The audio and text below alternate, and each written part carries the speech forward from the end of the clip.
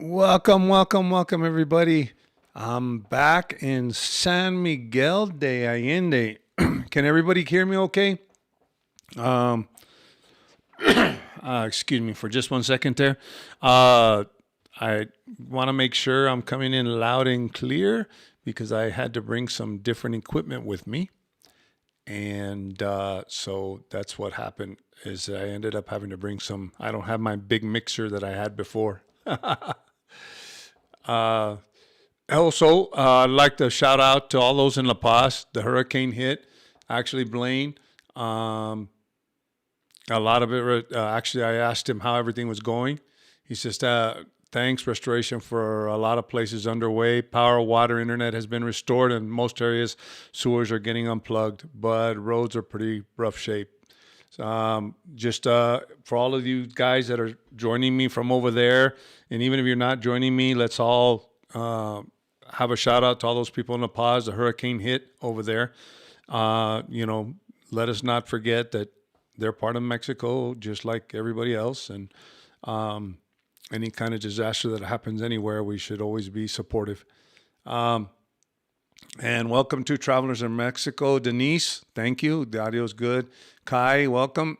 Um, I don't have anything other than here in San Miguel de Allende. I usually do uh, a quick what I've been up to.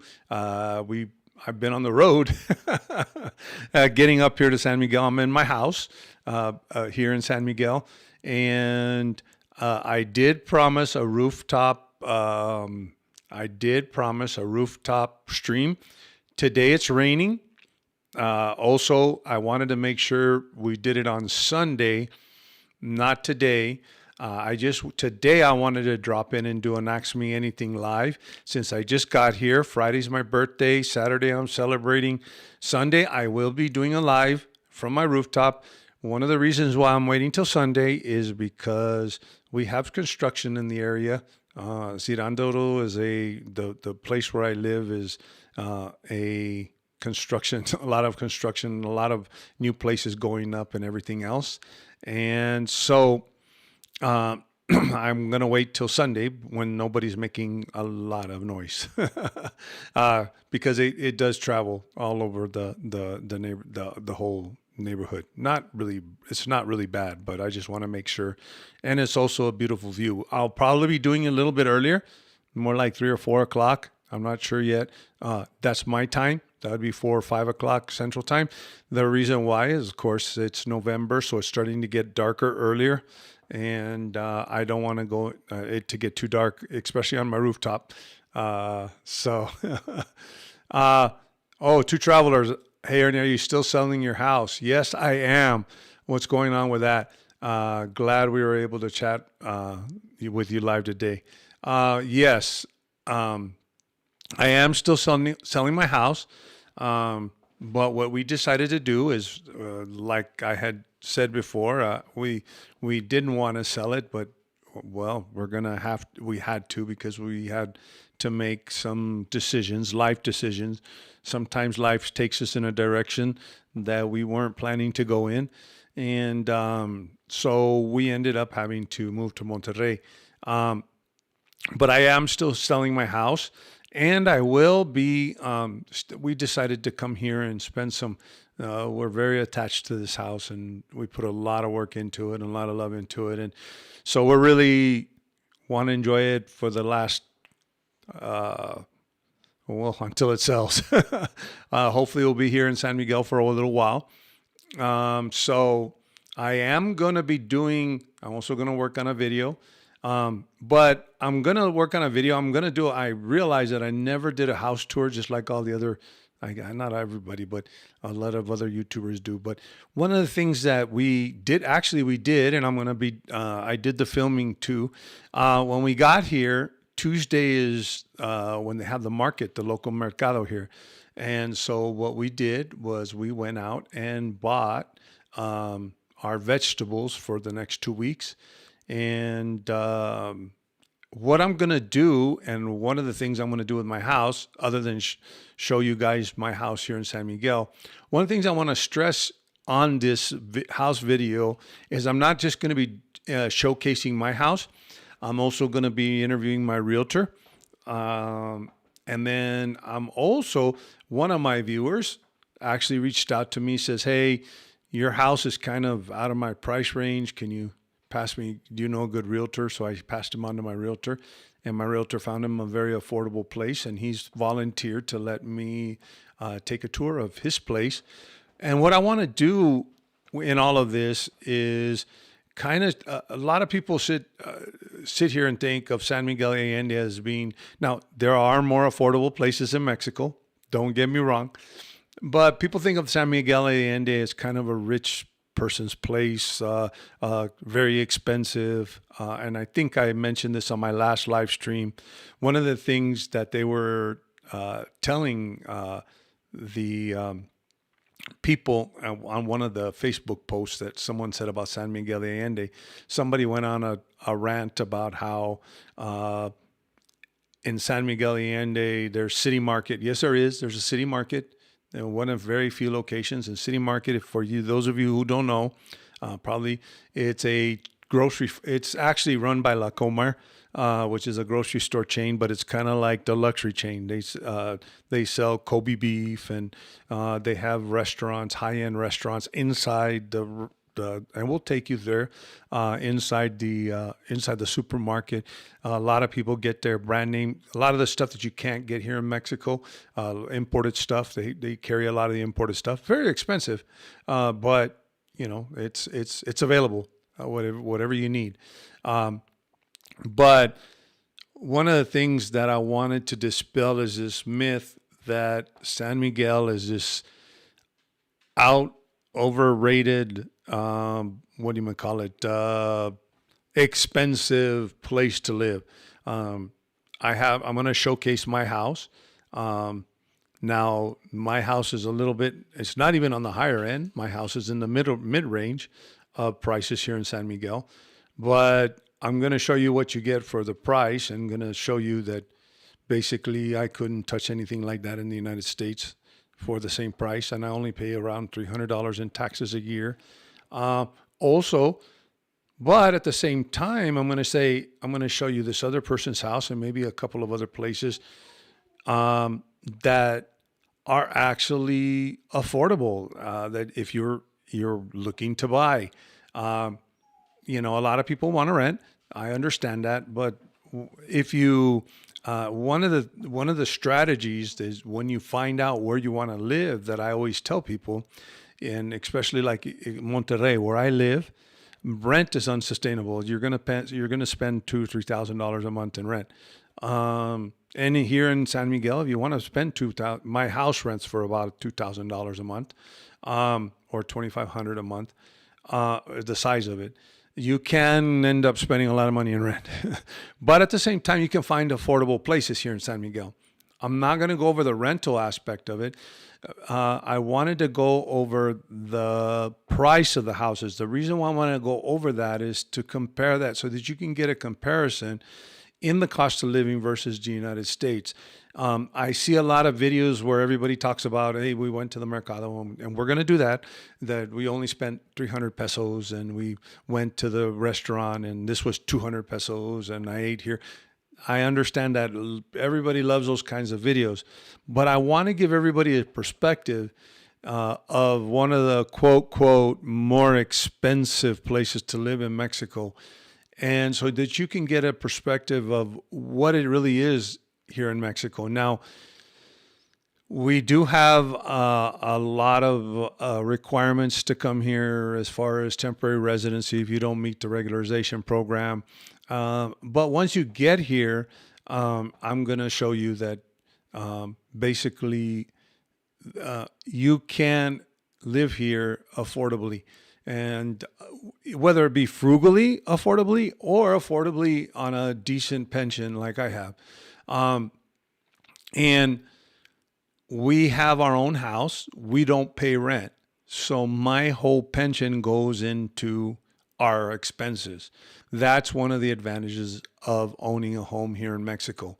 The other thing is that other than the HOA fees, but I'm going to go over the HOA fees. They're less than $100 a month. They're next to nothing. Um, but what I'm going to do is I'm going to go into a couple of things. Um, for example, uh, in Monterrey, we built a house in Monterrey. Why? So we don't have to pay rent. So I don't have half my pension or a good portion of my pension being taken out. Uh, so that's what we ended up doing. But now, with that being said, I also say, actually, Gringos R Us said they rented a condo for $1,500 a month, which is about the average here, 2 bedroom, 3 bath. Um, and it was probably with a great view too. You can get things for a lot less money here for rent. Now, I do suggest that you rent, but when you want to lay your roots down, you might want to look into buying. What I did was I basically took out of my 401k. I kind of had a little bit of an advantage in the sense that I could take out early without a penalty on my 401k because of being a retired federal law enforcement officer. We're able to take out out of our 401k without a penalty early, but because of our mandatory retirement. So I saw that as an opportunity to not have to pay rent. None of my houses in Mexico do I pay rent. I own both of them. One of them I'm selling, of course, but I do that because, for example, I'll even give you my in-laws. They have their house, they own their house, and they're able to live on a modest income. And if you own, you should be able to live on a modest income. So we're going to go over that, and I'm going to show you a little bit, and we're going to do a video, or I'm going to show you what we bought with a 500 peso bill. And so what I'm going to do is I'm going to go ahead and start taking questions tonight. I just wanted to drop in and say hello from San Miguel de Allende. And that's my topic for tonight was, or my stuff that I was going to go over was about eventually buying and what my plans are here in San Miguel de Allende as far as videos are concerned. So anybody have any questions?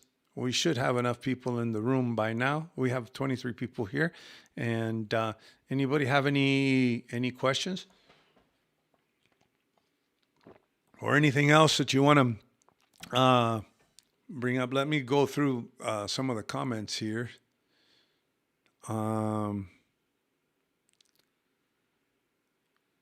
Yeah, Gringos R Us, you have to be covert about filming in City Market. They frown on that heavily. Yes, they do. Because it's a high-end place, they have security people in suits everywhere.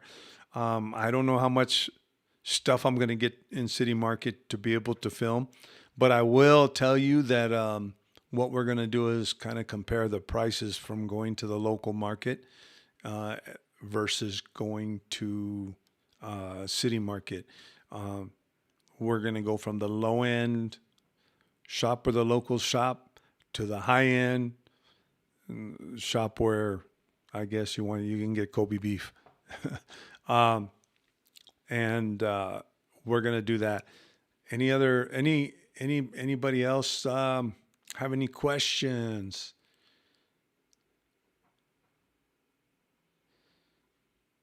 How is Dia de los Muertos in San Miguel de Allende? It's a wonderful celebration. As a matter of fact, Kai, that's what brought me to San Miguel de Allende, and that's why we ended up buying a house in San Miguel de Allende. I was actually down here for Dia de los Muertos. San Miguel de Allende is, there's several famous places for Dia de los Muertos. Actually, Dia de los Muertos all over Mexico is very famous, but San Miguel de Allende is one of the most famous places for the Dia de los Muertos. The celebration happens over a couple of days. So you do, and actually the hotels fill up, the streets fill up, and there are certain days that they celebrate certain things. People put up altars in the indigenous people put up altars. Different people put up altars in the central. And when they put up the altars in the central, you get to go and you can see the altars and everything else. And then on Dia de los Muertos, there's a hotel here that's a very, very famous hotel called the Rosewood. Um, Actually, we did it one year. You can buy a whole package where they put makeup on you because everybody puts makeup on their face, kind of like uh, a skull or whatever. People get totally dressed up. There's contests. People actually make dresses with flowers and everything. The whole dress is made out of flowers, and then they have the actual makeup. It's a whole package. They make up your face, and then everybody gets dressed up like Catherine and Katrinas. I'm sorry, not Katrinas, Katrinas, and they actually have a march that starts at the Rosewood Hotel, and then it ends at the Rose. It goes all the way around the Central. Everybody dressed like Dia de los Muertos. Everybody is, and actually I'll be doing some filming there, and everybody gets all in their costumes and goes all the way around. And then if you are part of the package is Rosewood, you actually they finish there and you can eat. They serve traditional food, and they have Dia de los Muertos altars all around the area. One of the things about Dia de los Muertos that just to give you for those of you that are not, everybody sees Dia de los Muertos. It's become commercialized very much so, not just here in Mexico, but with, of course, in the United States. And everybody, actually, if you look at my logo, it's kind of one of those. It's kind of a Dia de los Muertos kind of what you call it, calavera. They call it a skull, sugar skull, but the history of the Dia de los Muertos, if everybody knows, in the United States, I don't. We still do here in Mexico, but we celebrate Halloween. Okay. If you look at the religious aspects behind Halloween, is you have basically All Saints Day, and then you have All Souls Day. Okay, All Souls Day is actually the celebration of Dia de los Muertos. All Souls Day is the actual Catholic tradition of all. All Souls Day is the actual Catholic tradition, but that's what we know as Dia de los Muertos. Okay, and so what happens is in the Mexican culture, people honor their loved ones, their ones that are passed away. The idea in Mexico about someone that has passed away, we all grieve, but it's a celebration for the Mexican people here, basically, and that's why they celebrate Dia de los Muertos, because what most families will do, they'll set up an altar in their house with all the favorite things, honoring. They'll put pictures of their loved ones that have passed away, and it's kind of like having a party. Let's have a party with my family. Their souls are still here, their memories are still with us. So let's have a party and let's celebrate. I'm not here to cry over my lost mother, my lost father. I'm here or grieve. I'm here to celebrate with them. They're here with me today because today's All Souls Day. They come down to visit me. And you'll see in a lot of locations in Mexico, people actually go to their grave sites, and they actually put up a whole altar there. And not only do they put up an altar, they bring their favorite tequila or their favorite drinks or their favorite food. And then people will walk around and they'll actually say, hey, this was my father's favorite food. And they'll share it with other people. It's a big celebration. One of the things that we look at here not in Mexico, but in the United States, one of the things, usually the symbol of a skull, actually, it's a funny thing. I actually had a commenter say, there's no way I'm going to follow a channel with the devil skull on it. It's not a devil skull. First of all, I had to explain that in Mexico, the skull is not something to be feared. It's not evil.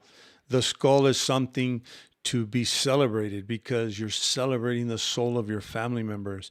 You're celebrating your loved ones aren't gone. They're still there in your memories. Um, I don't. Of course, the Disney movie or what the animated movie Coco brought the Dia de los Muertos into the mainstream, but if you look at the movie, that's what it's about. It's about the memory of your family, and they're ones that have passed on. So death is some here is not something that people fear. Actually, death is something that people celebrate here. It's kind of a different kind of thinking here. Um, I do know in religious traditions in the United States, when I've gone to a funeral, most of the times the minister or the priest or whoever's presiding is saying this is not the end. It's a eternal life, and we celebrate. Today's a celebration, but I think a lot of times our culture is so conditioned to say, "Well, I'm grieving, I'm hurting because I've lost my loved one," but the culture here in Mexico is very different. It's not about losing a loved one. It's about my loved one's still here. I'm here at their funeral, but they're watching over me. They're here. They're with me. And Dia de los Muertos is a way of the family telling that loved one, we haven't forgotten about you. So it, yeah, and actually it's ironic because I have, if anybody that's actually met me in person, I have a lot of skulls on me. I went through cancer, and I have, and I sometimes I walk into places and people kind of look at me funny, like maybe I'm a hitman from the cartel or something, because I have all these skulls. But for me, it's all about remembering that any day that you may die. You could die tomorrow. You could be in a car crash. And there's a saying called memento mori, which is memento mori is in Latin is remember that you could die. So death is celebrated very differently here. And it's not something that's evil or bad, like we a lot of times see. A lot of times in the United States, I think in Canada maybe too, we see a lot of movies with ghosts and demons, and it's always about the skull. And actually, Halloween is all about the scary skulls and the ghosts and everything. And really, here in Mexico, ghosts are kind of good. Actually, it's a good thing because the ghosts are the souls of your loved ones that are coming here to visit you. They're not here to demonize or be mean to you or be bad to you.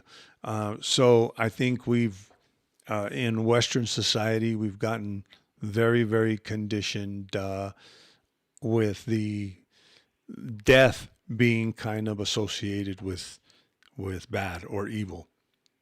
But here it's a totally different thing. And oh, Denise, you built your altar today at school. So fun. Yes. And there's actually the altar. There's certain types of flowers that they have at the altar. And of course, like you bring food. There's a special bread that's made called pan de muertos. It's only made during this season. You can't get it any other time during the year. All the bakeries make this bread. It's delicious. And you bring the bread to the altar. And actually, Kai says, thanks, Ernie. I had some delicious vegan pan de muerto con crema de guayaba in Ciudad Mex last week. Yes. They start making it about a couple of weeks before, kind of like Halloween. They start getting out the decorations and everything else. Pan de Muertos, probably a couple of weeks before Dia de los Muertos, about a month, they start cooking it at the bakery. And some of it can be, usually some of it is with just sugar and then, of course, the bread. Some of it can be filled, just like Kai was mentioning. She had it with guayaba. But it's a special bread that's made. And Denise, thank goodness we don't have pan de muertos all year. It's a little too yummy. Yes, it's very good. Actually, every year when I see pan de muertos, of course, it reminds me that Dia de los Muertos is coming. but it's a celebrated. I celebrate it a lot because for two reasons. Like I said, I went through cancer. I've lost both my parents, and also the other thing that's very holds a very important part to me in Dia de los Muertos is that idea of living for the moment, being in the present. I practice that a lot in martial arts and everything else, and so and on top of that, Dia de los Muertos. When I was born on the 27th of October, and I was released on Halloween Day. So my birthday's been very close proximity to Dia de los Muertos. So Dia de los Muertos has a lot of meanings for me personally, but for any of you that actually get a chance to come down here and in one of those famous, actually, we still need to go to, I think, Oaxaca. There's a lot of celebration there in the, what do you call it, in the graveyard, not the graveyards, but the, well, actually in Mexico, there's more, it's cemeteries, but they're more mausoleum type cemeteries where the families make mausoleums on the top instead of being buried underneath. And the whole family is buried in one area in that same little building. But, well, they're not really buried. Sometimes they're above ground, but in a building or whatever. But that there's several places that are very famous for the Dia de los Muertos. Almost everywhere in Mexico they celebrated. So one thing that I would advise is if you ever get down to Mexico, actually that's probably one of the neatest celebrations to wherever you go. San Miguel is very famous though. Oh wow, Gringos Are Us. They have a video dropping tomorrow on the cemetery in Merida. I'm almost positive the cemetery is very decorated, Gringos Are Us. And actually, if you could drop, they're very good about posting videos to my Facebook site. But those of you who don't know, I have a Facebook group too. And for those of you on Facebook, Gringos Are Us, they're pretty good about posting their videos to my site. I'm very supportive of other YouTubers posting their videos. I have a lot of YouTubers that post to my site, my Facebook, not site, but my Facebook group. But it's a beautiful, and then actually San Miguel de Allende, you'll notice actually I have in the background one of the streets in San Miguel de Allende, but what you'll see is a lot of banners and stuff going across from one side to the other building. There's individuals that dress up kind of like in giant puppets, and they're inside the puppet, but of the Katrine and the Katrina, the Katrine and the Katrina. The Katrine is the male, the male, and the Katrina is the female, and they dress up or not dress up, but they're big, humongous puppets with people inside that are controlling them. It's very interesting to see.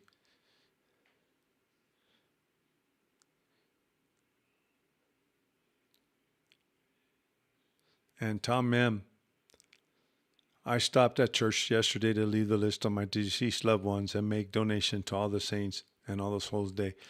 Always remember Halloween was a harvest festival in Ireland, not a hype.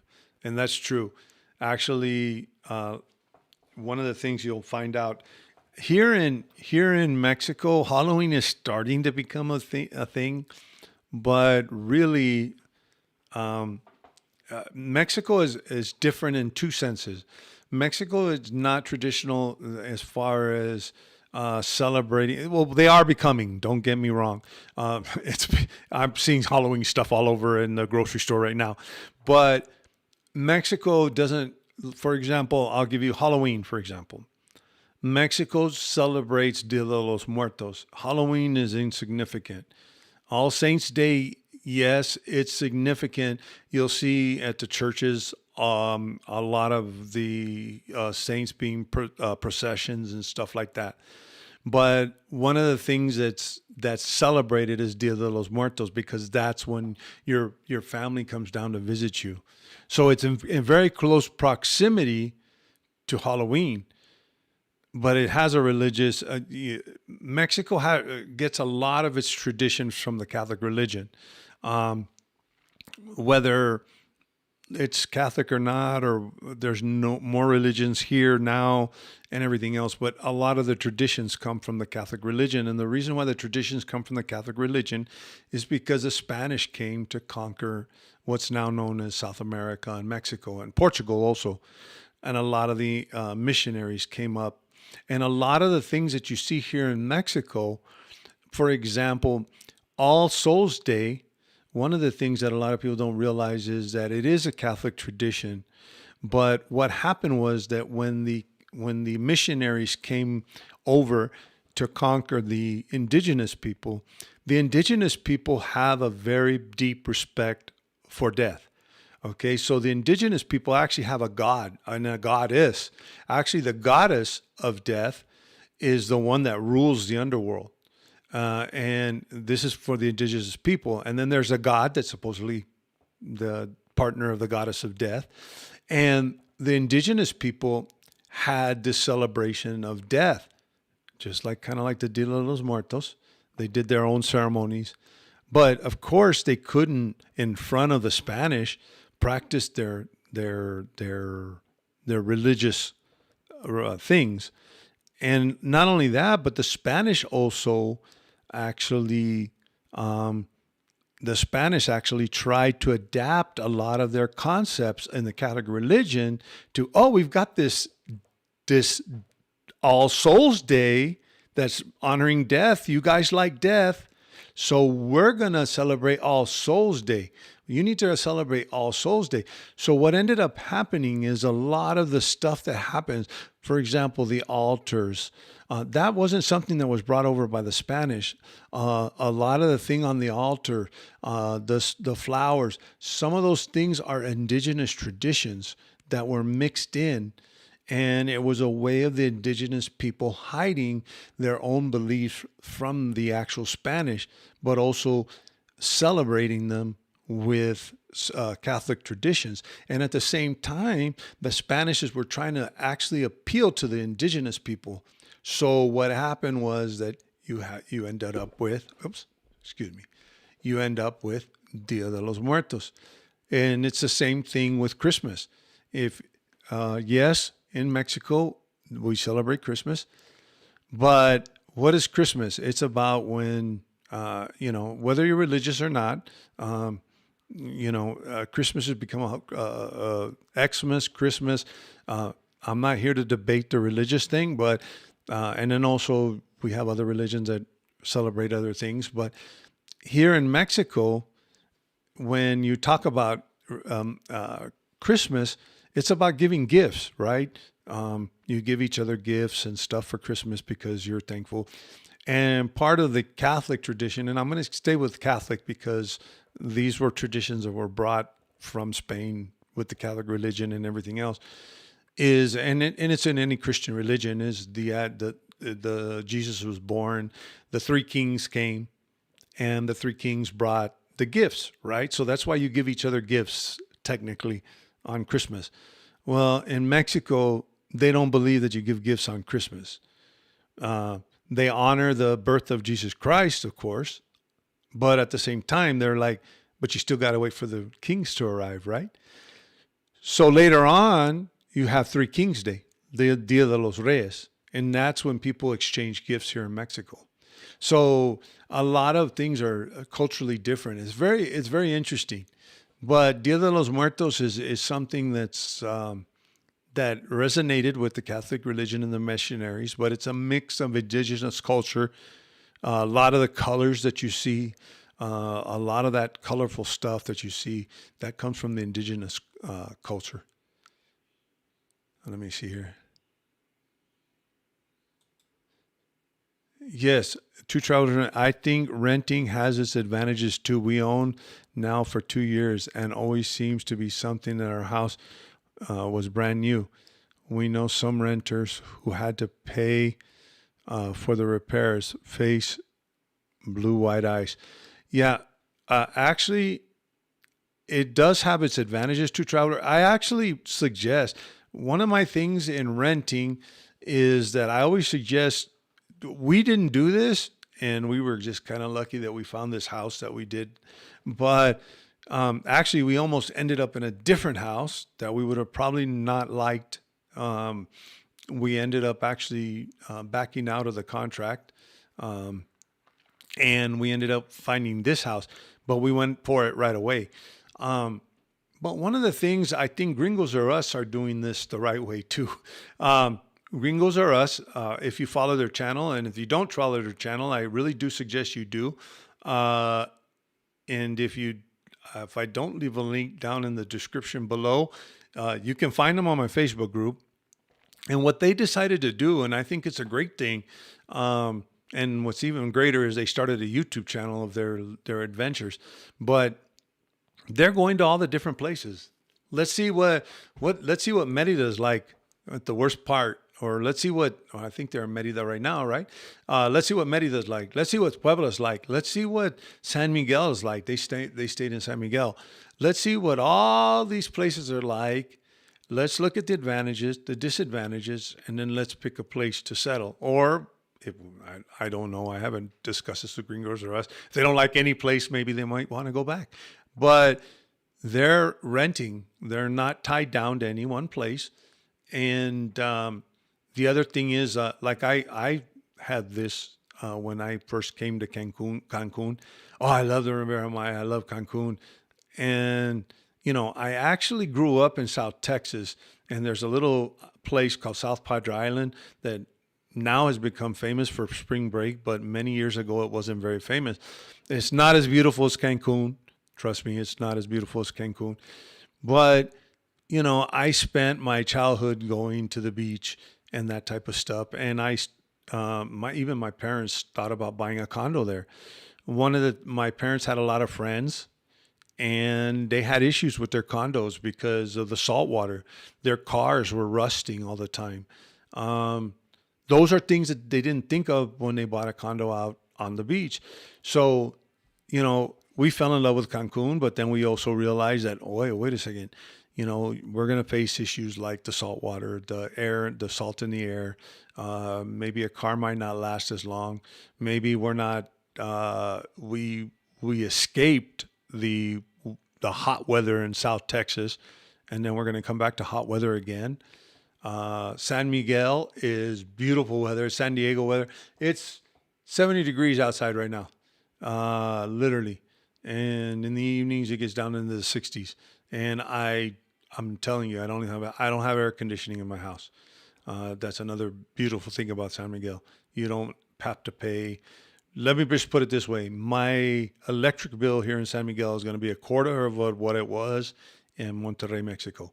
And that's just because I was running air conditioners all the time in Monterrey. Not because the electric company is federally owned. So whether you go to Monterrey or you're here in San Miguel, the rates are the same. So it's not because the rates are more expensive over there. It's because I run air conditioner over there. George Marmolejo. Are places like San Miguel for raising kids and teaching them family values that we have lost here in the U.S.? San Miguel, yes. Now, San Miguel's a little bit more touristy, George. Probably the best place for families is Querétaro, that's close by here. As much as I love San Miguel, I'm not. As far as for a family, I would probably gear more towards San Miguel. There's families here. The only thing is, like for example, you're probably going to want to put your kids in a private school. And there's several very good private schools in Querétaro. We have some friends in Querétaro, and we have some real good friends in Querétaro. They have a kid that is in the private school there. I believe it's Scottish school or somewhere. It's from another country, but it's an awesome school. These kids it's from all over the world. It's a place. Querétaro also has a younger crowd more families are in Querétaro. Uh, what you'll find here in San Miguel, it's more like they say it's the Santa Fe, New Mexico of Mexico. It's the Santa Fe of Mexico. It's very artsy here, hippie-ish type of culture here. So older people come here to retire. It's a great place to visit, don't. But what's great about Querétaro, and I'm going to get there too, is that Querétaro is real close to San Miguel. Literally, I'm on the highway to Querétaro. I can be in Querétaro in 35 minutes, 40 minutes. Literally on the outs, I can be to the airport in 45 minutes, the Querétaro airport. So you're a hop and a skip from San Miguel. You can spend the day in San Miguel and go back. As a matter of fact, my good friends from Querétaro are going to come to celebrate my birthday on Saturday, and they come and they spend the day here, and then they go back. So really, for a family and family values, raising kids, if you put your kid in a private school, you're probably that kid is going to be going to school with Mexican kids too. Also that speak English, because they do a lot of their classes in English. You're going to find in an American community, but if you don't want to be there with that American community, there's a lot of families, and it'll give you a chance to integrate, especially if you have a kid going to school there. You're going to start integrating with the other parents, and the other parents are going to be from all over the world. There's even a lot of people from Korea, because Kia has one of their big plants there. So there's a lot of people from all over the world there. A lot of automakers have plants in the Querétaro area. Because the auto industry here, Nissan has plants here in Mexico. Tesla's getting ready to put a plant here in Mexico. So you have a lot of these engineers and executives that come from over there from different countries. So really, San Miguel, the area is a good place, I would say. But George, I would say probably best would be Querétaro. You're going to get that family vibe, and you're going to, and also schools. There are private schools here, but I would probably say that you have a better. I think there's several private schools in Querétaro, so you'll have a better selection per se. And private school here is, it can be very expensive, but at the same time, it can be very affordable. And Denise, I feel your pain. I installed solar panels. My CFE bill was 56 pesos for 2 months. That's what we plan to do in Monterrey. That's what we plan to do in Monterrey. We plan to put solar panels, but we just haven't gotten around to it. We haven't really finished the house yet. I mean, we have, but we still need some last details and stuff. And then we're coming back to San Miguel, so we're not really truly there yet. But we're gonna put solar panels. Yeah, boots on the ground is what we tell everyone. Staying a month can really tell you a lot about an area, considering Gina and Mark are doing the right way. Kudos to you guys. And they are doing it the right way to travelers. And I do have to say that it is good. And what Mark and Paulette are saying is that even here in San Miguel de Allende, you want to spend a little bit of time. I'll give you an example of them, an American couple. Actually, they moved back. They were from Wisconsin. They came here to Puerto Vallarta. They thought they were going to love it because Puerto Vallarta's got the water and everything else. And they came from a little itty bitty town, and Puerto Vallarta was a big city to them. And all of a sudden it was like, no, there's too much traffic. We don't like, but visiting for a week, you're in Puerto Vallarta. Hey, this is an awesome place. This really looks cool. But living there, they lived there for 6 months. They found out, whoa, this is not for us.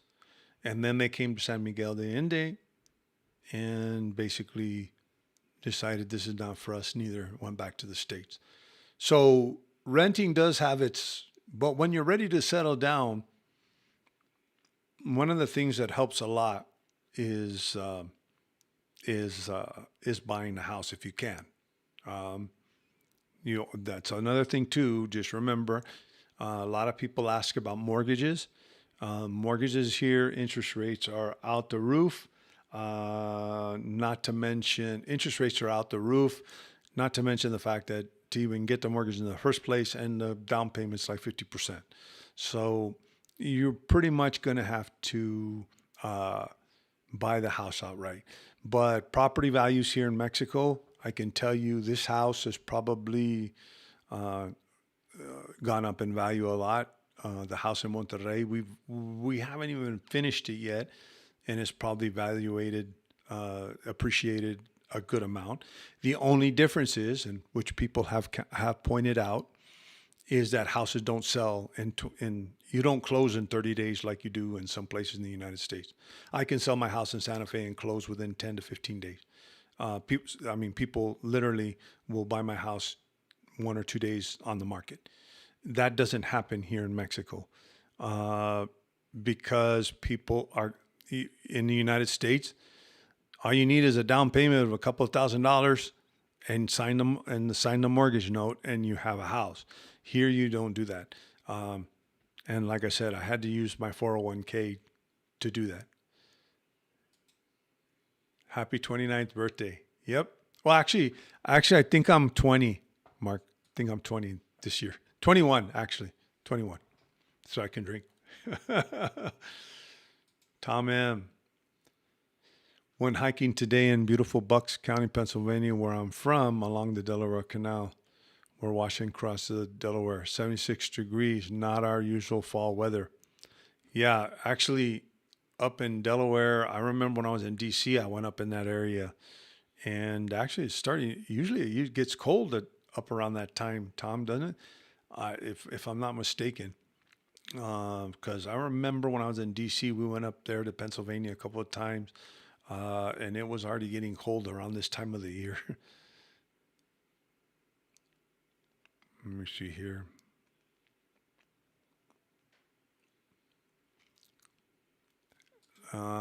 Luna Zamora. I used to think I wanted to live in San Miguel, but I asked myself, where do I want to be when I'm 75? It's then that I decided possible Ajijic. Actually, Luna, that's what I would suggest. And actually, go spend some time in Ajijic and spend some time in San Miguel. The one thing that I will tell people from San Miguel, there's a lot of older people here. Don't get me wrong. A lot of retirees, a lot of older people. And I think it has its vibe that people want to come here. But the one thing that I have to now Ajijic is the same way in the cobblestone streets. Don't think that you're going to get away from the cobblestone streets. That's part of the colonial thing of Ajijic, both Ajijic and of San Miguel is the cobblestone streets. Both of them in both locations. Both locations, the cobblestone streets are very famous. I do know that at one time, Tangerine Travels, when Maddie and Jordan were together, they did this video on the horrors of Ajijic. And they were talking about that they almost tripped in the cobblestone streets and they couldn't walk and they almost fell. And and one thing that I never mention is like that's part of the history of Ajijic and that's part of the history of San Miguel. The difference in San Miguel, though, is you're going to find a lot of hills. And it's a long way, all the way up the hill. You get good exercise, though. The other thing about San Miguel is the altitude. If you have heart problems, you might have some issues with the altitude. Also, if you've never lived in high altitude, I come from New Mexico, so the altitude doesn't really affect me as much. From Santa Fe, the altitude in Santa Fe, New Mexico is about the same altitude as it is here. So the altitude's going to affect you if you're not used to it. And so, and also walking up that hill, you can get a little winded. And I even get winded. When we arrived, we went to the marketplace and then we went to downtown where we bought at a local meat shop. to buy our beef and our chicken and everything else. And I had to climb up those, and I was getting winded, and I'm in pretty decent shape, but it's the altitude.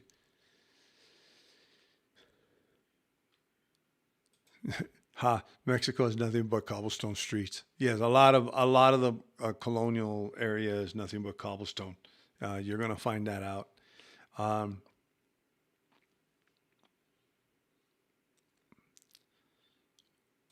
Mel Larkey. We spent the year in Huatopec, west of Ajijic. Too much noise for us. Um, the other thing too, San Miguel does have a lot of noise. A lot of people complain about the fireworks because here in San Miguel, there's a lot of churches, and there's a lot of the church. If anybody knows anything about the Catholic religion, most churches are named after a certain saint. Um, so you'll have Saint Francis Church or Saint San Miguel Church or Saint whatever, and almost daily, not weekly, they're celebrating some saint's festival, or not festival, but they're celebrating. So they're letting off fireworks all the time. A lot of people complain about the fireworks. I live out of town. The fireworks don't affect me. The processions don't affect me. The noise doesn't affect me because I live out of town. Now, when I say I live out of town, it's not as far as people think. Um, Everybody says you live way out there, but it's only like 5 kilometers from the central, or 10 or 6 or 7 kilometers from the central. I'm about 4 kilometers from the shopping center. It's close to town, but I'm far out enough that I don't hear the fireworks. Doesn't bother me, but the noise can be, um, with all of the festivals and everything else, can be something else.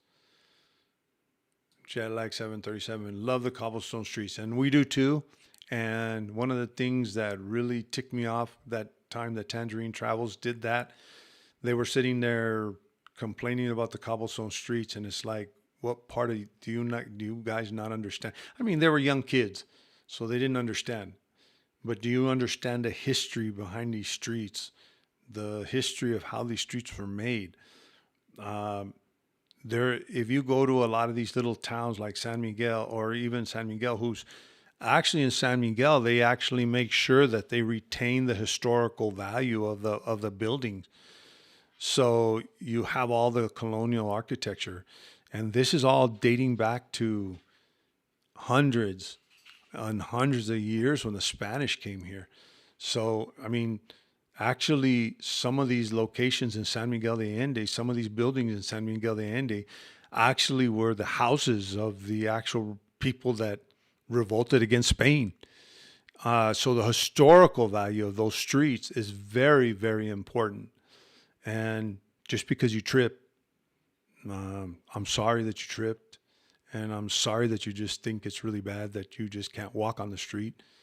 But you need to respect the culture, and that to me was the biggest disrespect of the culture that I've ever seen, from YouTubers when they started doing that.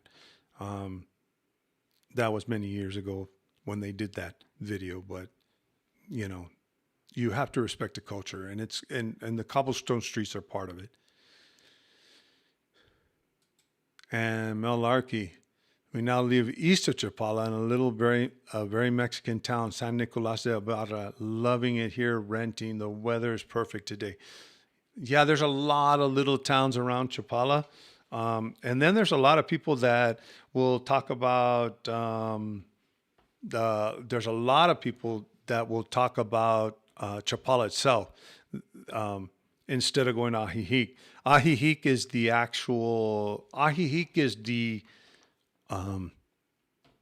Ajijic's the famous place where everybody goes and everything else. That's the Malecon, the lake, of course. But we've got to remember there's also Lake Chapala, Chapala, the communities around the lake. So there's a lot of places in that area, and a lot of the little towns around there. There's a couple of them that are even Pueblos Mágicos, if I'm not mistaken. Um, oh, and one thing that I decided that I was going to also discuss today is, I've done a couple of videos about Highway 57. Does anybody want to know how safe Highway 57 is now? I had to come up Highway 57 from Monterrey. Uh, I was telling people that it was dangerous because of a lot of stuff that has gone on Highway 57. As a matter of fact, the truckers wanted to strike. And the truckers were going to have a strike here in a couple of months back because of the insecurity on Highway 57. There were some incidents on Highway 57. Several people got pulled off the road, kind of kidnapped for a while, robbed, and they were let go. But they took everything. There was a lot of truck incidents that have been going on Highway 57. So I've deemed that you still need to be careful. Don't get me wrong. The truckers union, before they got into the full-blown strike, they made an agreement with the government that we won't go on strike if you'll secure the area. I will tell you, I went through, I went through 2 checkpoints, got pulled over both times, and it wasn't for money, and it wasn't for corruption. I got pulled over twice and asked, where was I going? What was I doing? Where was I coming from? Of course, one of them even just said, hey, this is just a checkpoint. We're just checking. They were federal agents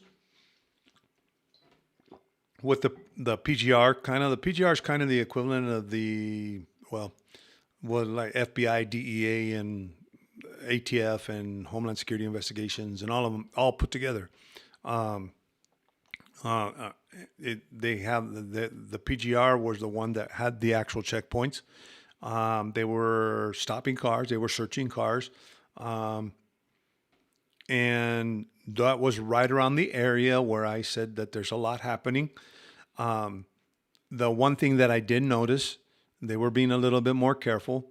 Usually when you get stopped at a checkpoint, it's just one cop or one agent that stops you. And actually, Gene, I think you're asking where were the checkpoints. They were actually before we got to Matawala, but we were traveling north. We were traveling north on 57. I don't know what kilometer marker it was, but we were traveling north on 57 from Monterrey, and it was before we got to Matawala. And Matawala is the area that's really, really bad. One thing that I did notice from a law enforcement perspective, when they approached the car, it was always 2 agents instead of 1, just asking you casually. So they were being more cautious. One thing that I did notice too is National Guard, a lot of Guardia Nacional on the road, but they were traveling they were not traveling alone. You never saw a patrol car by itself.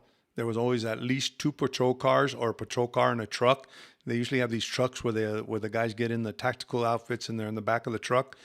Or you usually see that with the military. So there is a lot of security, but it's being a lot of vigilance being, and from a law enforcement perspective, it wasn't the normal. Yeah, there's 5 patrol cars instead of 2. No, they were actually, some of them were even traveling in caravans of 4, 5, 6 law enforcement vehicles together. And one of the things that, like I said, I noticed at the checkpoints was that it wasn't just, pull over, let me talk to you, get out of there. No, it was at least 2 to 3 agents at one time approaching the car from each side of the vehicle. So that means they were being very extra careful. But a lot of those checkpoints serve, and I know there's a lot of people that talk about them being illegal, and technically they are against the Constitution. They're illegal in a sense, but they're there for security reasons and for national security reasons. And those checkpoints were set up to make sure that no one's bringing weapons. See, as a matter of fact, it's from the actually not north. We weren't traveling north. We were going south. I'm sorry, from the border, from Monterrey. We were not traveling north. We were traveling south. I keep thinking of the United States. We were traveling south from Monterrey, and it was before we got to Matawala. Most of those checkpoints are making sure that no one's bringing guns south, Because where do the guns come from? Most of them come from up north, from the States. So most of those were searches for guns, money coming south, stuff like that. I didn't get hassled.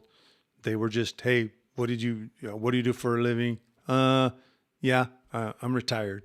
And okay, well, where are you coming from? Monterrey. Where do you live in Monterrey? This is where I live. Okay. Where are you going? San Miguel. Okay. You can go now. Didn't have any issues. So it wasn't a shakedown or anything like that. I think it is a honest attempt of the government to provide security. The only thing that I will say is because of the heightened sense of security there, still be careful. Don't take for granted just because there's extra cops and extra military and extra checkpoints and actually they were on both sides of the road too. So maybe they were looking for narcotics or whatever going north, but they were also on both sides. When they stopped me on one side, I also saw the checkpoint on the other side of the road. But don't assume just because there's more military, because I have seen in some Facebook groups that, oh, there's military all over, I feel safe. Well, I always say the more military, the more police, the more, not careful, but the more alert you need to be, because you just don't want to be in the wrong place at the wrong time.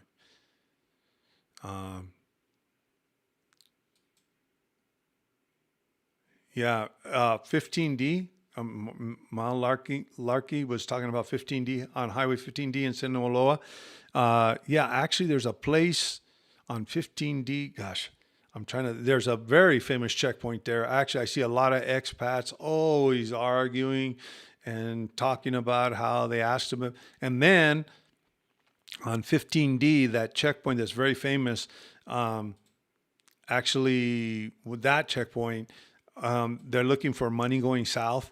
Because it's in Sinaloa and it's going south. So normally the questions asked are, do you have any large amounts of money on you? And it's assumed they're shaking me down because they're asking me if I have a lot of money.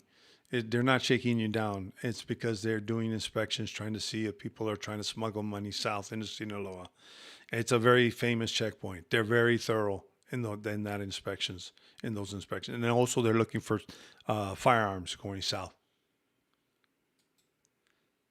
Jet lag. Planning a trip to Austin to Jalisco via Eagle Pass next month on Highway 57. You should be fine. Like I said, I didn't see anything suspicious. The only thing I saw suspicious, and it's not even suspicious, is that I did notice that there's a lot more security. I've traveled 57 a lot because I used to go to Monterrey and back a lot for my doctor's appointments, to visit my in-laws. So I've traveled down 57 probably, oh gosh, in the last 5 years, hundreds of times. I mean, I can actually say hundreds of times.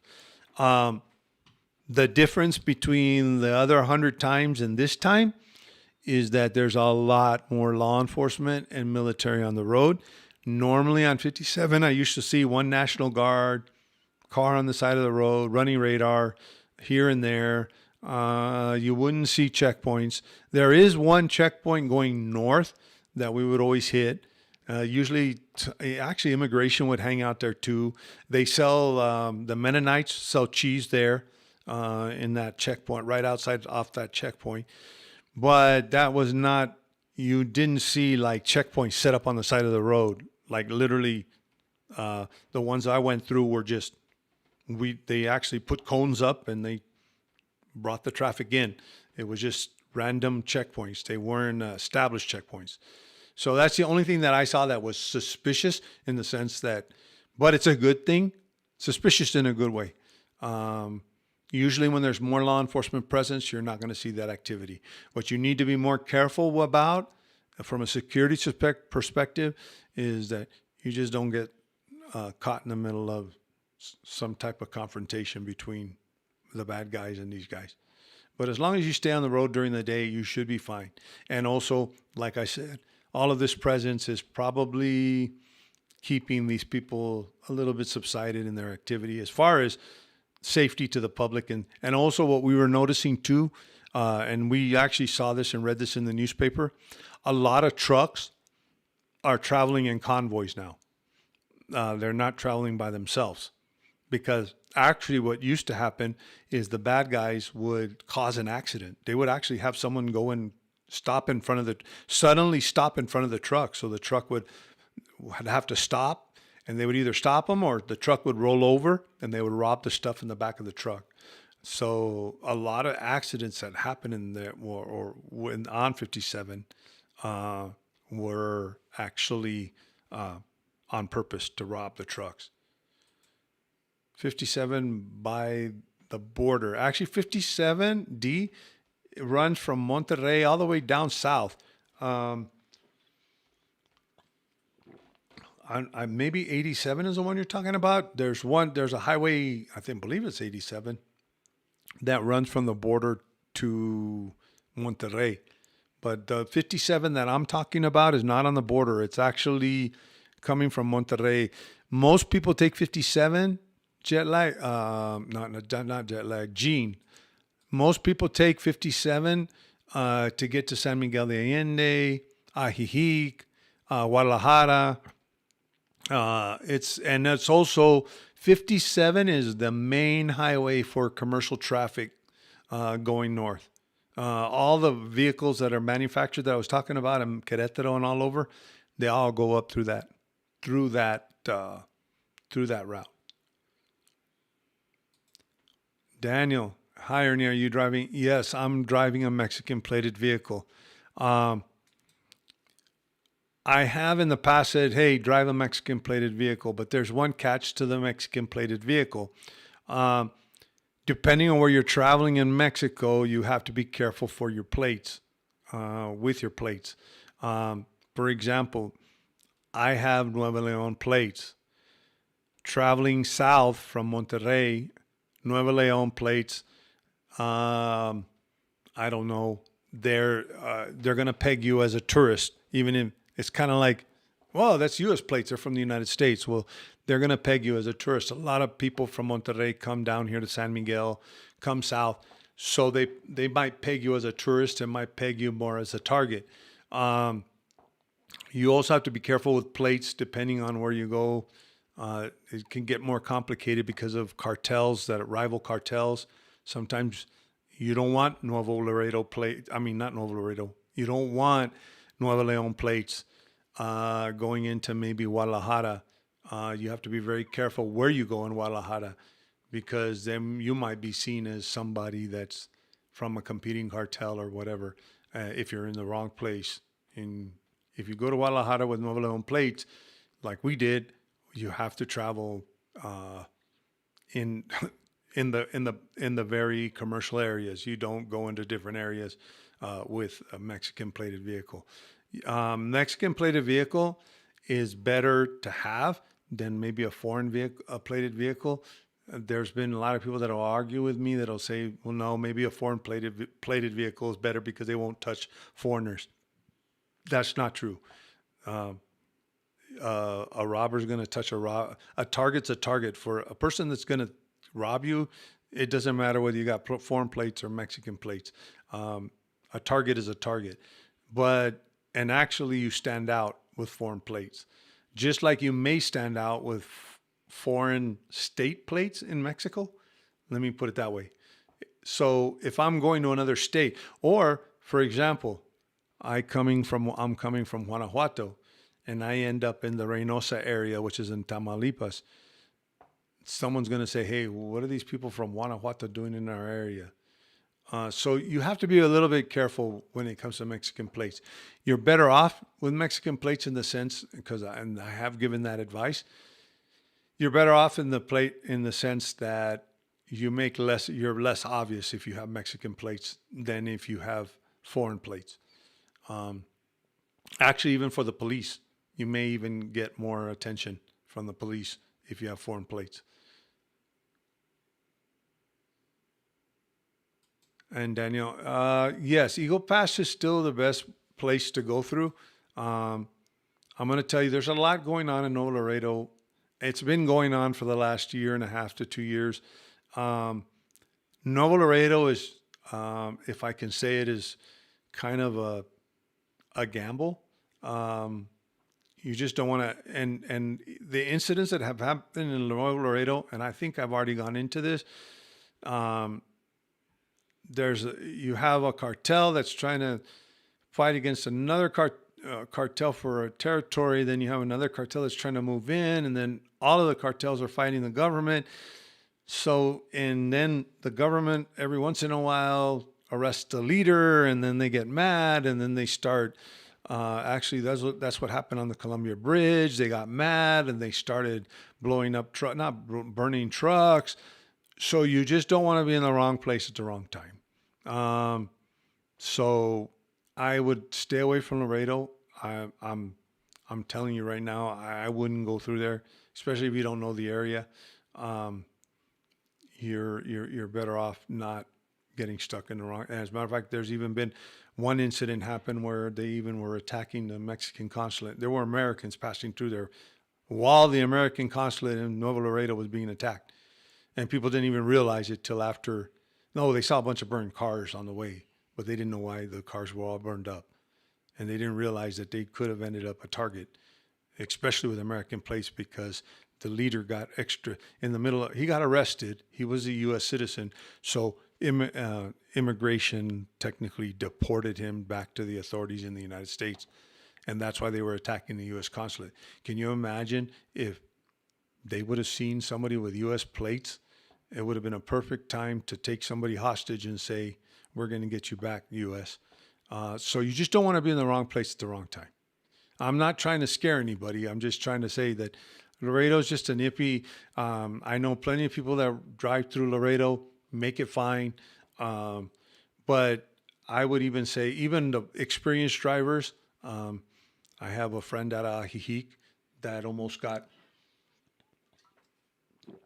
pulled over on the highway to Columbia. And they've been driving back and forth for the past 15 years and using that route. And finally it happened to them. And she caught it on dash cam, actually. And she posted it to her Facebook group in Ajijic, them trying to stop her, the cartel. So I just, to be honest with you, I don't feel comfortable with telling anybody to go through. Now there are police escorts. If you want to go through Laredo, through the International Bridge, I would stay away from Columbia. Columbia used to be the safe place to go because you kind of circumvent Nuevo Laredo, but just with what happened recently, I just wouldn't even go take Columbia. Now I do know a lot of experienced travelers that go there up and down, and just like my friend that's been traveling up and down the roads of Mexico for 15, she was sharp enough to see what was going on, and literally sharp enough to back up, turn around, and get away. They actually ran after her, but she was alert enough to get away before they could even, and they just gave up. So if you're not experienced with going that route, I would stay away from Laredo. I'm not going to tell people don't go to Laredo, because even if I tell people don't go to Laredo, they're not going to listen to me. I've already gone. I've already gone through that with a lot of people here that go through Laredo. Tom, by the way, quick shout out. Why Not Now, Lisa and Steven, that they're back on YouTube. I followed their video and did my resident, your permanent resident without a facilitator. That said, use one if needed. Absolutely. Yeah, Tom, you know what? I've noticed a lot of Why Not Now videos, but here's the thing that I hope it's them, because the one thing that's kind of weird about all these videos is it's reposts of a lot of their old stuff. I don't know if it's them just trying to get back into it, and then, hey, we're going to post our old stuff, and then because we're not in Mexico right now, or if someone's taking over their account, because actually after they actually shut down, a real weird video came out with like a bunch of their clips. So hopefully someone didn't take over their YouTube channel. I'm hoping it's them. They were a really neat couple. They had a lot of neat And I was kind of disappointed that they kind of quit. I think they got a little bit frustrated. Um, and I think that's a discussion for another day. I think a lot of YouTubers come here and think they're going to make a business out of it. Very few make it. And even those that are kind of making it, it doesn't last, excuse me, doesn't last forever. I've seen a lot of YouTubers come and go.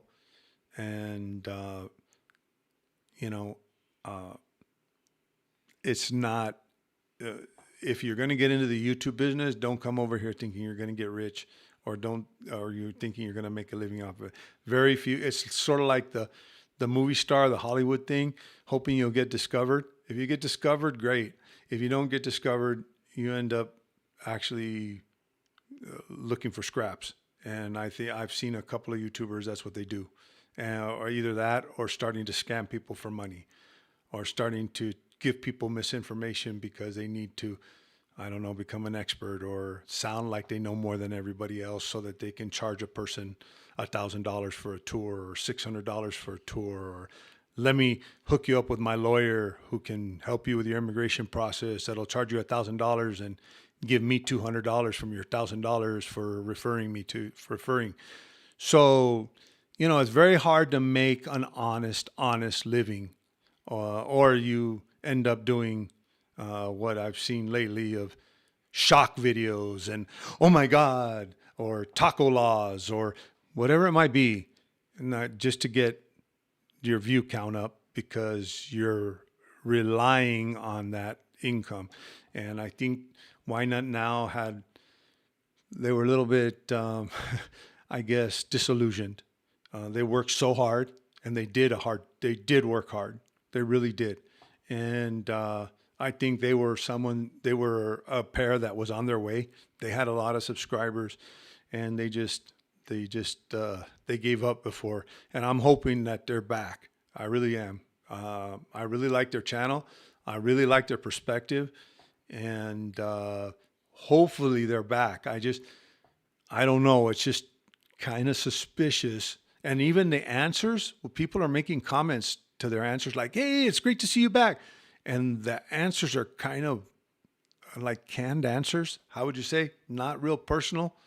So hopefully, and so I think someone had a,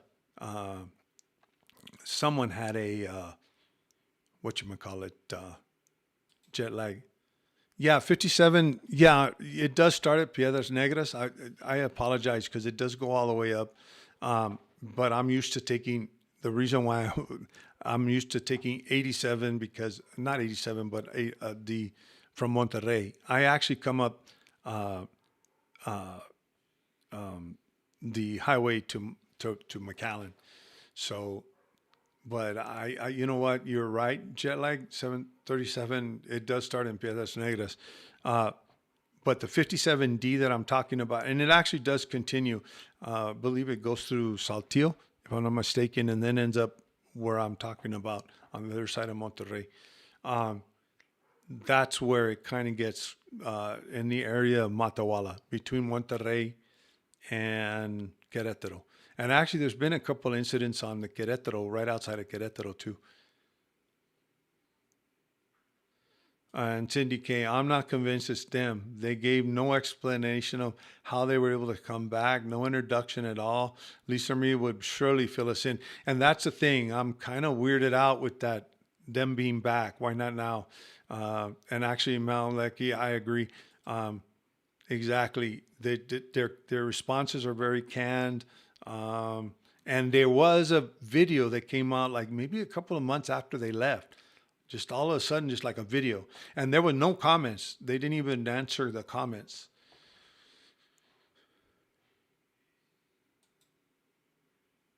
Do I need to make a front plate? Michigan only issues a rear plate. Actually, Daniel, you'll be fine with just a back plate. I actually come from New Mexico is the same thing. They only have back plates. I remember when we first moved to Texas, and we got stopped by every state trooper along the road, and actually not necessarily the towns closer to Texas. But when we started getting into South Texas, we got a lot of. And then I remember when I was young, this is when the gas stations still used to fill up your car. They used to still have gas station attendants, and my dad would pay with a credit card. They would go, they take down your license plate, and they'd go to the front, and they would look with this look of like, huh? There's no front plate. Um, there's several states that don't have front plates. You should be fine with just your back plate. They're not going to ask you anything as long as you have your tip with you. You should be good. Um, Ernie, driving to San Miguel, do you have your own parking garage or driveway, or do you park elsewhere? Actually, I live in a small, Mark, I live in a small community. It's a golfer, not resort, but it's a golfing community. It's a large community. It's gated. And so you have to go through the main security, and then there's a bunch of little neighborhoods within, and there's everything from $1 million homes to inexpensive homes. Um, uh, and there's different neighborhoods, and I live in one of the neighborhoods. So we have our own house with our own. It's not a garage; it's a covered parking. It's enough for two. It's a two-car carport, and then in our neighborhood we have communal parking. So if I have like Saturday, I'm going to have a couple of people over for my birthday, and we have parking spaces in my neighborhood just for the guests, so they can park. And then they also park in front of my house, and but or across the street. Nobody's across right now. They're selling the house across the street too. So um, that particular house, there's nobody there, so people will park in front of there. But I actually have my own parking now. If you in San Miguel, if you're in the centro, if you're going to stay in the centro, um, the houses there, they're haciendas. Basically, if you look at my background right here, my live stream, that's what you're going to see. All of these were houses at one time. Most of them are businesses now, and some of them are still houses. And actually, when you walk into one of these things, one of these places, if you look at my background, you'll actually see that it goes into a big courtyard with an hacienda. And there's actually garage doors you'll see on the road. Some hostels or hotels will have parking, but it's hard. You'll normally have to park if you stay in the central. You're going to have to park in one of the public parking places, unless the Airbnb. If you're going to stay in their Airbnb, make sure the Airbnb has parking. Sometimes they have a garage, and if and I don't know, Gringos or Us just stayed in they have a car. Did the place that you stayed? Did you have a carport? Um, they stayed up on top of the hill. And if you look kind of in the background, way up on the hill, Mark, those are houses that probably have carports or some type of parking. But if you stay like down here where all the people are walking on the street, parking's very hard. It's very hard because there's not a lot of parking on the streets, and you're either going to have to, and some hostels do have, okay, down the street and to the right, we have an agreement with the parking lot across, but there's not a lot of parking lots, and they'll get full fast. That's another thing. Uh,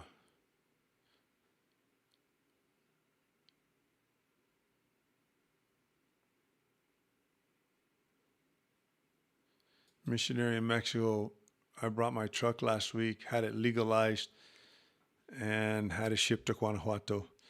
I understand I can drive it everywhere in Mexico. Yes, you can. U.S., yes, you can, as long as you have insurance. Guatemala, yes, you can. Belize, Honduras, Ecuador, Panama, Costa Rica. Yep, you can actually travel with the U.S. vehicle all the way down there. Um, Congratulations on getting your car legalized. Actually, I'm going to do a video. If you guys are interested in importing a car tax free, I've got the solution for you, but it's got to be a certain type of car.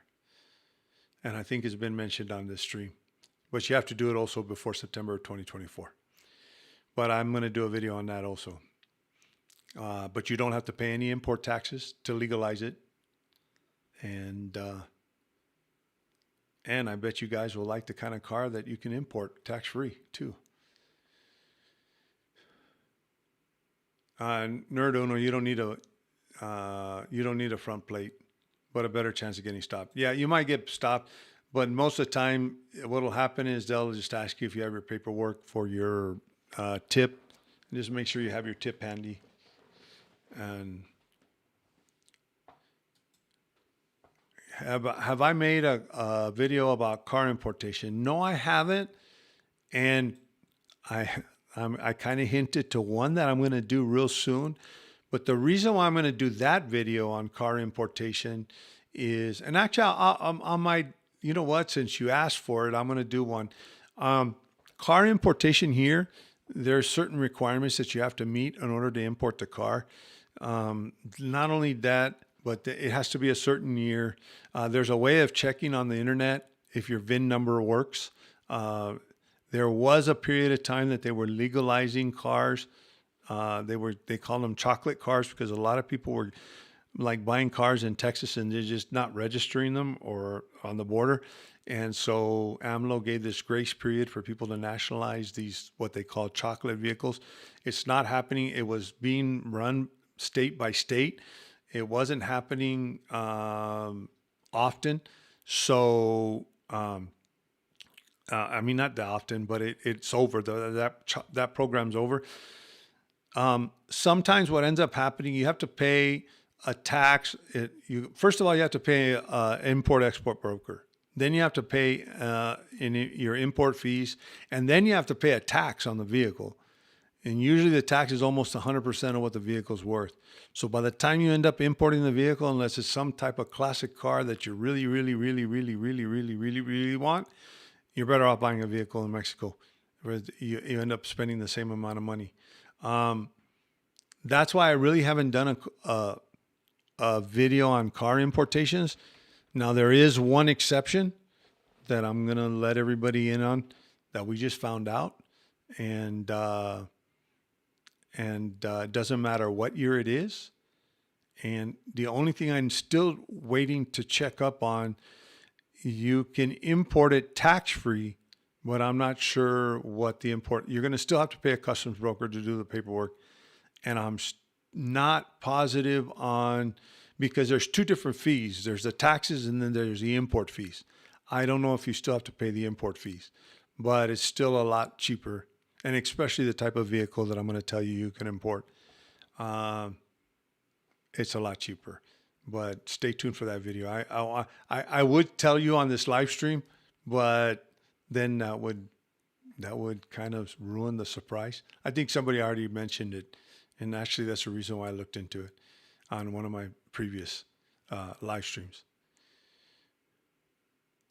And Malakri, in January, we divert to Eagle Pass to avoid Nogales because at the time Mazatlan was having cartel activity. I think back in January, there was some issues with the Chapitos, I think. It didn't really move into Mazatlan, though, from what I understand. I had asked some people that lived there.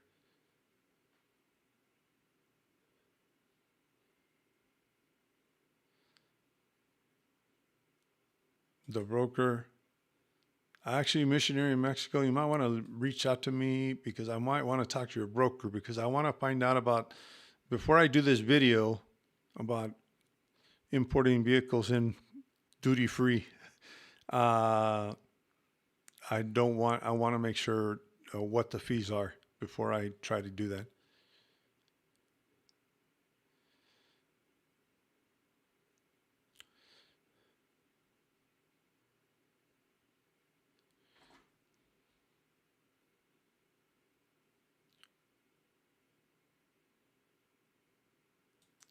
Tax-free.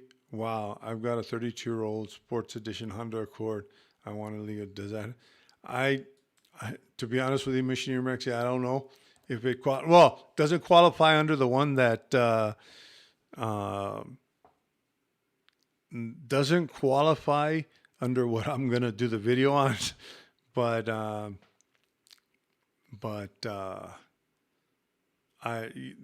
usually the vehicle has to be over 8 years old. And I think, Nerd Uno has a point here. It can be imported as a classic. Now, I don't know how the duties work on that. So but I'm talking about a brand new car. You can even come import them, but I need to make sure that, like I said, I'm not going to release anything until I make sure that I've seen this mistake too many times where actually even some of the best have made past information that in the end didn't turn out to be correct. And I don't want to do that. And even when I do that, I make sure that I let you guys know that it wasn't correct. I'm totally transparent. I don't have any reason to try to keep up with if something's incorrect, it's incorrect, and we have to own up to our mistakes. But on this particular one, the reason why I'm gonna do the video, not just because it's a neat piece of information, it's because that might be the route that I'm looking at going for bringing a vehicle in. And someone brought it up, and in one of my last live streams, I'm like, I wonder if this is for real. And it's like, wow, it is for real. Once I started doing some research. So stay tuned for that. Hopefully I'll have it out within the next week or two. I plan to try to put out as many videos while we're here, but I'm also trying to enjoy my time here. All right, we're up at an hour and 35 minutes, and I think people are starting to drop off. I like to keep it at an hour. Any other questions? Real quick questions before I leave.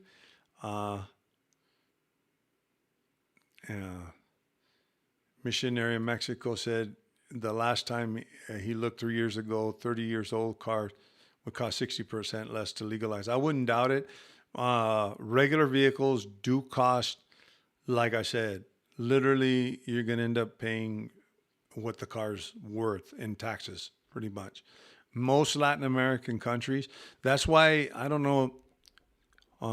What I challenge a lot of you to do, if you ever get a chance, Apple doesn't have. They call them iShops here. They're resellers for Apple, but they're basically the Apple stores here in Mexico.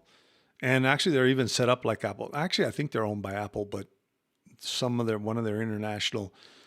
But I encourage you to go into an Apple store here and see what the price of a MacBook is, or see what the price of an iPhone is. Most Mexicans will ask, if you're American and you have a Mexican friend, they'll ask you, can you buy me an iPhone while you're in the United States?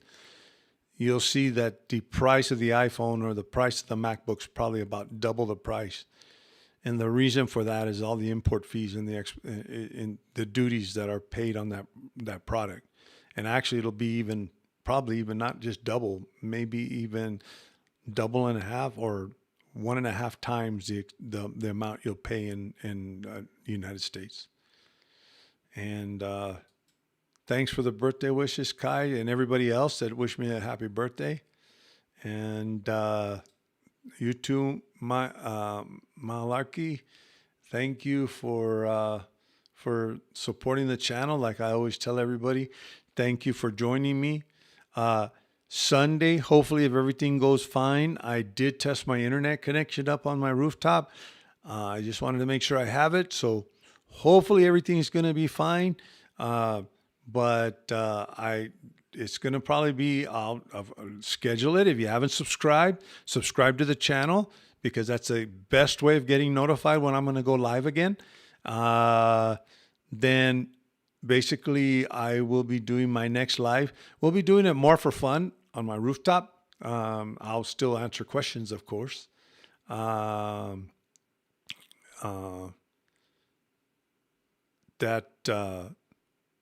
I'll be doing my live stream from my rooftop. And thank you guys for everything. And thanks for supporting the channel. If you're not a member of my Facebook group, go over and join over there.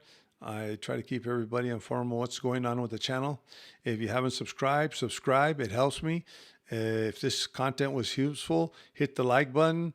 If you didn't like it, dislike it. Because you know what? To YouTube, an interaction is an interaction. And it helps me get the word out. So whether you like it, dislike it, just hit one of those buttons. It really helps me. It really does. Either way around. And Nerd Owner, just before we leave, apart from all the happy birthdays, thank you very much for the birthday wishes. And I've noticed the price of Chevrolet Suburban in Mexico has doubled in price. Yeah, actually, probably because of the import-export fees, and also probably because of the shortages too. Chevrolet, though, I think has plants here. They shouldn't be as expensive. Um, as they're very comparable. The vehicles that are manufactured here have comparable prices to the ones in the United States, still more expensive. But also, you got to also remember the Tahoe, the Suburban, they're very popular vehicles here. So it might be more of a supply and demand thing. So thank you very much. I'm going to wrap it up. I'm almost at an hour and 40 minutes. I always say an hour, but we always end up going over at least 30 minutes, sometimes up to 2. But thank you guys very much. And as I say, as always, stay safe and stay informed. And until next time.